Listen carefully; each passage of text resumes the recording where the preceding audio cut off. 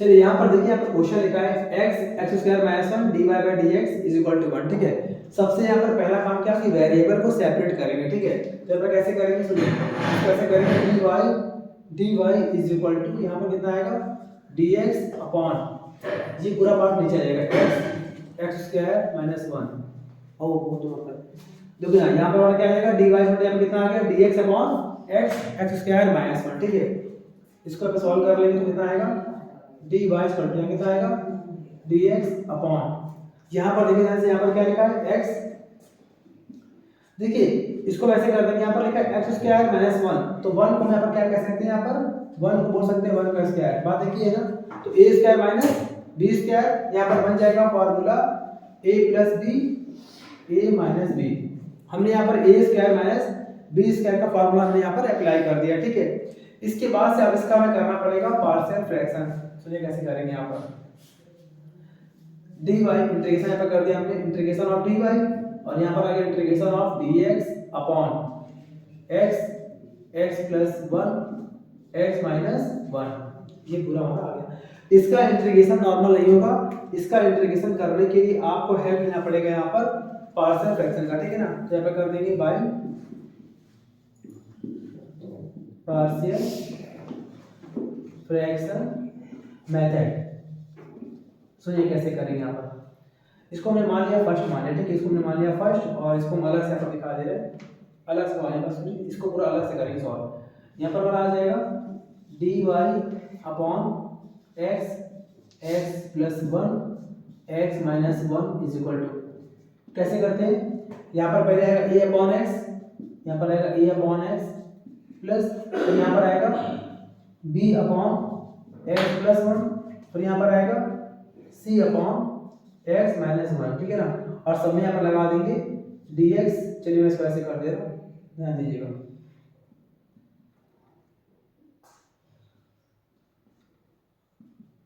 Integration और ऐसे कर दें। ठीक है, मैंने सब में लगा दिया dx।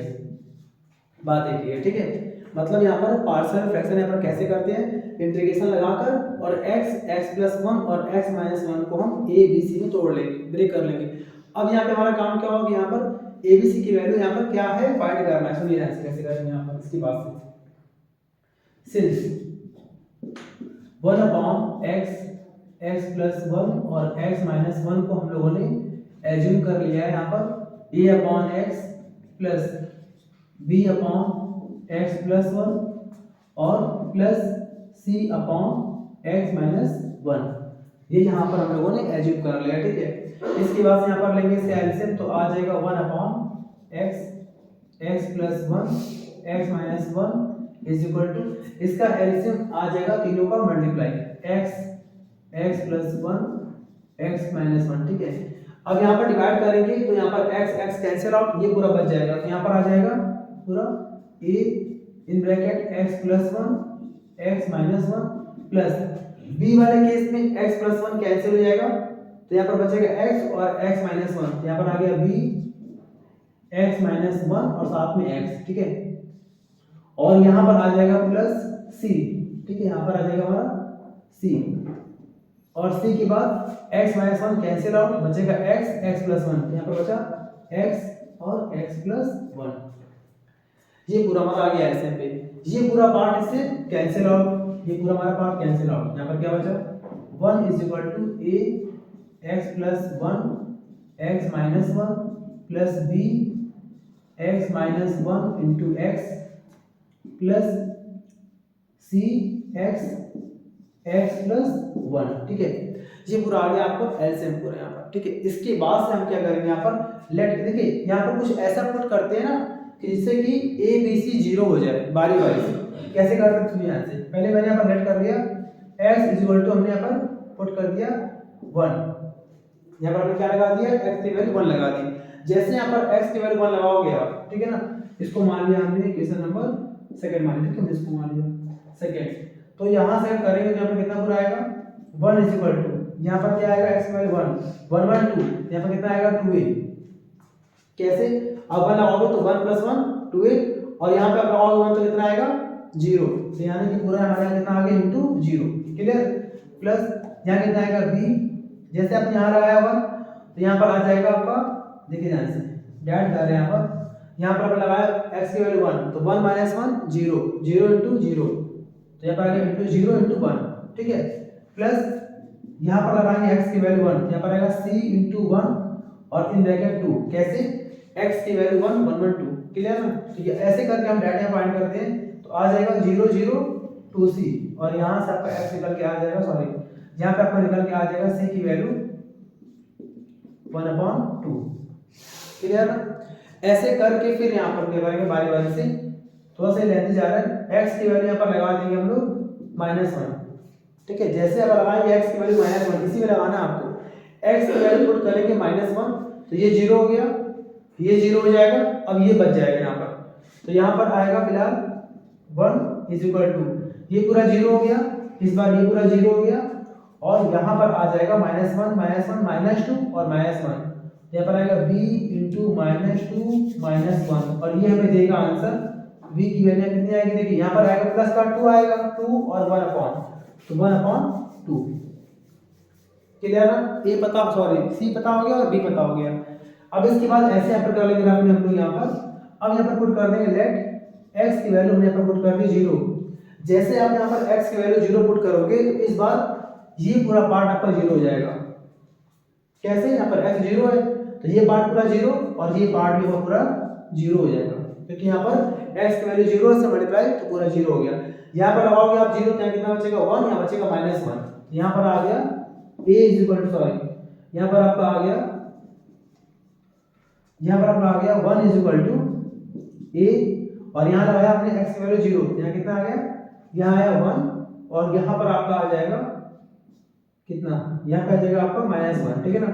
पूरा सॉल्व कर लेंगे तो आ जाएगा 1 इज इक्वल टू -a और वहां से आपका a निकल के आ जाएगा -1 क्लियर ना। तो देखिए यहाँ पर a पता है c पता और b पता हो गया ये थोड़ा सा आपका मेथड पड़ता है लॉन्ग तो abc जब मालूम चल गया तो उसको हम यहाँ पर पुट करेंगे ध्यान से नहीं गया थोड़ा सा मैं इसको इरेज कर दे रहा हूँ यहाँ से।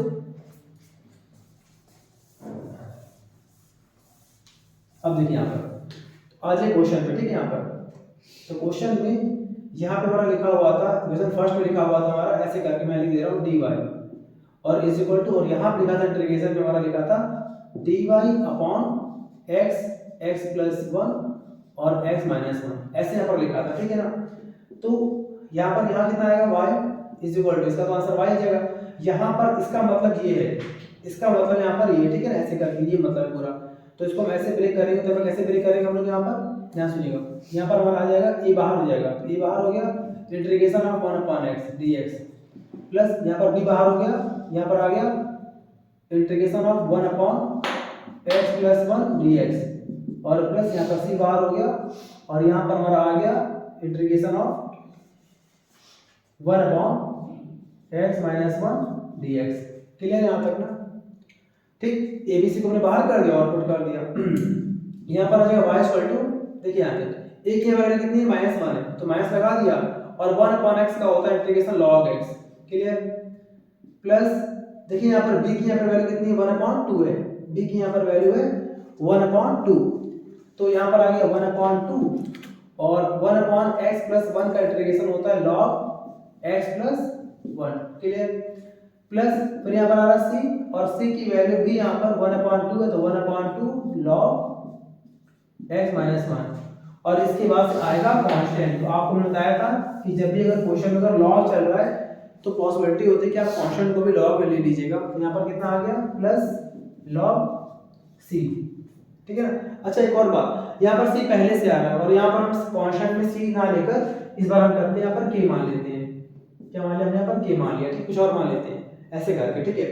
इसके बाद से ध्यान सुनिएगा क्या करेंगे y इक्वल टू इसको हम ऐसे कर देंगे -2 into 1 upon 2 log x clear plus 1 upon 2 यहाँ पर कुछ नहीं करेंगे x प्लस 1 मतलब हमने यहाँ पर अपने मन से 1 अपॉन 2 से डिवाइड और मल्टीप्लाई कर लिया क्योंकि सब में 1 अपॉन 2 में दिखना चाहिए कॉमन लेने के लिए plus 1 upon 2 log x minus 1 और यहाँ पर 1 अपॉन 2 नहीं है क्या करेंगे यहाँ पर हम लोग 1 upon 2 into 2 log k clear ना ऐसे करके मतलब हमने इसमें और इसमें अपने मन से 2 से इंटू और 2 से डिवाइड किया जिससे कि सारे फंक्शंस में यहाँ पर हम लोग सारे टर्म्स में हमें यहाँ पर 1/2 दिख जाए, ठीक है। अब देखिए इसके पास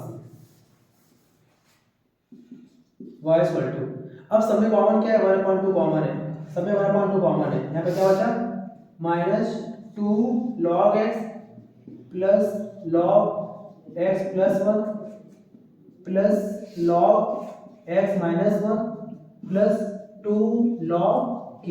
क्लियर है यहाँ तक ना, ठीक। अब देखिए इसके बाद से यहाँ पर क्या होगा, ये पूरा पार्ट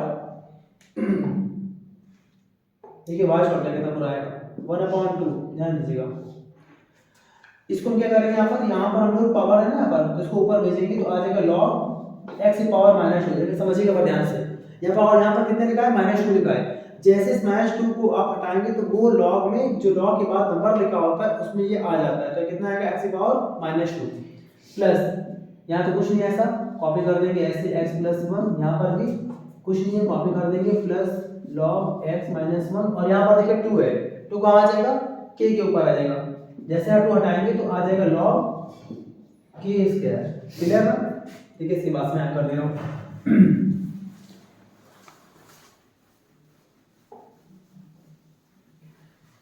चलिए इसके बाद से यहाँ पर कितना आ जाएगा y इज इक्वल टू 1/2, ठीक।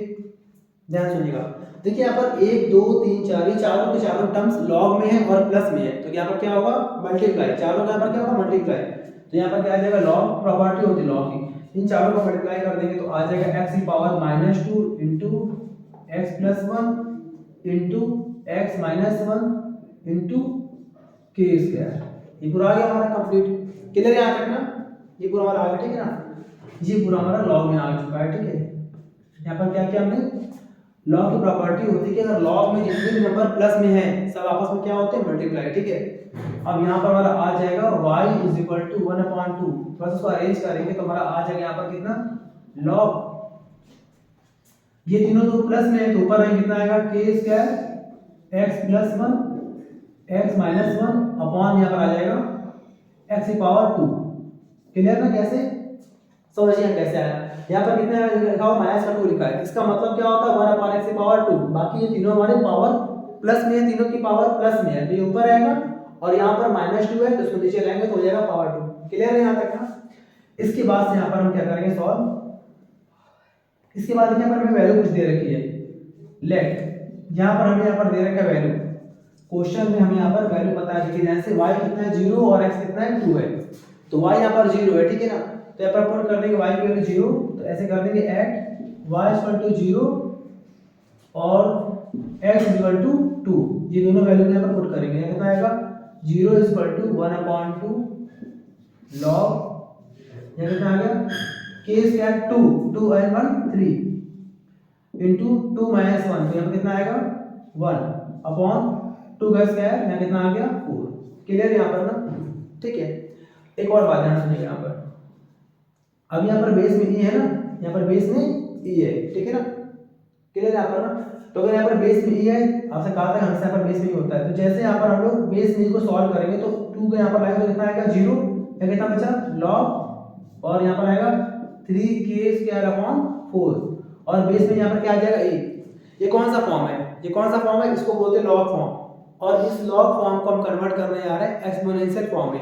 एक्सपोनेंशियल में कैसे करते कन्वर्ट, ये पूरा पार्ट मतलब इस पूरे प्लेस पर ये आ जाएगा, ये पूरा पार्ट मतलब ये दोनों पार्ट चेंज होते हैं, मतलब ये पूरा यहाँ पर आ जाएगा, यह कितना पर आ जाएगा 3k square upon 4 is equal to, और यहाँ पर बचेगा e, और ये वहां आ जाएगा e की पावर 0। क्लियर ना, इसको बोलते हैं एक्सपोनेंशियल। ध्यान सुनिए, अगर आपको नहीं आ रहा है यहाँ देखिए, यहाँ लिखा है log, यहाँ लिखा मान लीजिए n बेस में m is equal to p लिखा है, मान लीजिए अगर ऐसे लिखा है, ध्यान सुनिएगा log n बेस में m is equal to p लिखा है, तो इसको हम ऐसे बोल सकते हैं। अब ये log फॉर्म में है, अब ये log फॉर्म में है, जैसे इसको हम कन्वर्ट करेंगे एक्सपोनेंशियल फॉर्म में तो ये दोनों इंटरचेंज हो जाएंगे और log हट जाएगा, मतलब यहाँ पर कितना आएगा m की power p is equal to n आएगा, ये आ जाएगा। वैसे यहाँ पर हुआ है, यहाँ पर देखिए e के बाद यहाँ पर क्या लिखा है 3k स्क्वायर अपॉन 4, और यहाँ लिखा है 0, इनसे मतलब नहीं है, हमें दोनों को इंटरचेंज करना है। ये पूरा पार्ट यहाँ पर आ गया और ये 0 e की पावर के फॉर्म में यहाँ पर आ गया, ठीक है ना। किसी भी नंबर की पावर 0, उसका आंसर होता है 1। मैं तो यहाँ कर देता हूँ, ध्यान दीजिएगा, यहाँ पे आगे कितना 3k² / 4 इज इक्वल टू, यहाँ पर क्या लिखा है की पावर 0 लिखा है, इसकी वैल्यू होती है 1। और अगर यहाँ से निकालेंगे हम लोग k² की वैल्यू, तो k² की वैल्यू यहाँ पर कितनी आएगी 4 डिवाइड में है तो आ जाएगा मल्टीप्लाई में, तो 4/3 ये हमारा निकल के आ गया k²। ठीक है ना, जैसे हमारा आ गया ना k² निकल के पूरा आ गया, इस वाले k² को हम यहाँ पर जो हमारा आया था आंसर इसमें हमें यहाँ पर पुट कर देना है। ठीक है, इसको हमने मान लिया थर्ड इक्वेशन। ठीक है ना, तो जैसे हमारा k² निकल आया, इस k क्योंकि यहाँ पर k क्या है कांस्टेंट है, इंटीग्रेशन कांस्टेंट, तो इस k² की वैल्यू को हमें यहाँ पर पुट करना है। ठीक है, मैं यहाँ पर कर दे रहा हूँ।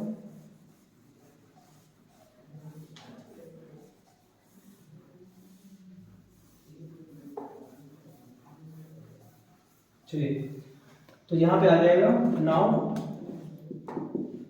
फ्रॉम इक्वेशन थर्ड में हम यहाँ पर k² की वैल्यू को पुट कर देंगे, तो यहाँ पे आ जाएगा y = 1/2 log, यहाँ आ जाएगा x² - 1। पहले तो कैसे आया a + b a - b। ठीक है, और यहाँ पर k² की यहाँ पर वैल्यू कितनी है 4/3 और यहाँ पर क्या है x²। क्लियर है, ये पूरा हमारे यहाँ पर आंसर आ चुका। अब चाहे तो इसको और सॉल्व कर लीजिए। कैसे, अब यहाँ पर लाएंगे तो कितना आएगा 2y = log, और यहाँ पर आ गया 4x² - 1/3x²। ठीक है ना, ये पूरा हमारा इस फॉर्म में आंसर हमारा आ सकता है। ठीक है, और यहाँ पर भी बेस e है, तो चाहे तो इसको फिर से कर देंगे अरेंज। यहाँ पर कितना आएगा हमारा 3x²। अब ये log फॉर्म में लिखा है ना, तो ये भी राइट आंसर है, ये भी राइट आंसर। और चाहे तो इसको हम ऐसे भी कर सकते हैं कि इन दोनों को इंटरचेंज कर दें, तो आ जाएगा यहाँ पर कितना 4x² - 1/3x² is equal to e⁻²y।